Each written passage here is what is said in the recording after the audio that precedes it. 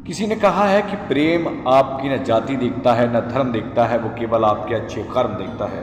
देव मेरा नाम है। ये कहानी उस लड़की की है जिसने मुस्लिम धर्म से हिंदू धर्म में एंट्री ली और वह हिंदू बनकर के एक अपने बचपन के दोस्त के साथ शादी कर लेती है। एक सच्ची घटना पर आधारित एक कहानी है जो मैं आपको सुनाने वाला हूँ, लेकिन इस कहानी में बहुत घूम करके आने वाला एक सच है। इस कहानी को सुनने के बाद ही आपको समझ आएगा आखिरकार शहनाज क्यों आरोही बन जाती है, बताएंगे इस पूरी कहानी में। दरअसल बरेली के फरीदपुर के आसपास एक गांव की रहने वाली शहनाज की शादी 2018 में की जाती है। लेकिन शहनाज बचपन से ही भगवान कृष्ण को प्यार करती थी, उनकी पूजा करती थी, उन्हें अपना आराध्य मानती थी। लेकिन ये परिवार को जो है वो नागवार गुजरा। एक मुस्लिम लड़की कैसे भगवान कृष्ण को अपना आराध्य मान सकती है। ससुराल वालों ने उसे बहुत प्रताड़ित किया और जब परिवार में कोई किसी को प्रताड़ित करता है तो वो मायके की ओर आती है।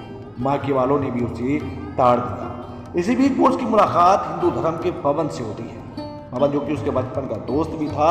अब इन दोनों की मुलाकात हल्के हल्के बढ़ती जाती है। तकलीफ में जब कोई इंसान होता है और उसे कोई सहारा दे दे तो उसका साथी बन जाता है। ठीक शहनाज के साथ वही हुआ और शहनाज जो है अब पवन को प्रेम करने लगी थी। शहनाज और पवन के प्रेम की कहानी आगे बढ़ जाती है, लेकिन यहाँ पर एक बहुत बदलाव होगा। भगवान कृष्ण के प्रेम में दीवानी इस शहनाज को पवन का साथ मिलने वाला था। दोनों घर से भाग जाते हैं, लेकिन कहीं सहारा न मिलता। एक ट्रेन के आगे कटने वाले थे, तब तक एक इंसान फरिश्ता बनकर के आता है और वह उन्हें एक मुनि के यहाँ पर भेजता है।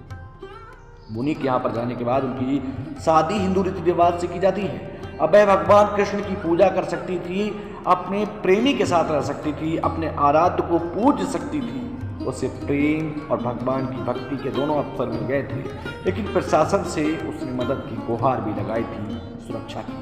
बदलते वक्त के साथ अब कहीं ना कहीं बदलाव की बयार चल पड़ी है। ये कहानी किसी जाति धर्म को ठेस पहुंचाने के लिए नहीं, बल्कि इस बात को समझाने के लिए बताई गई कि आज भी हम कहते हैं भगवान एक है, मालिक एक है, लेकिन आखिरकार इंसानों ने अभी तक कितना बंटवारा कर रखा है।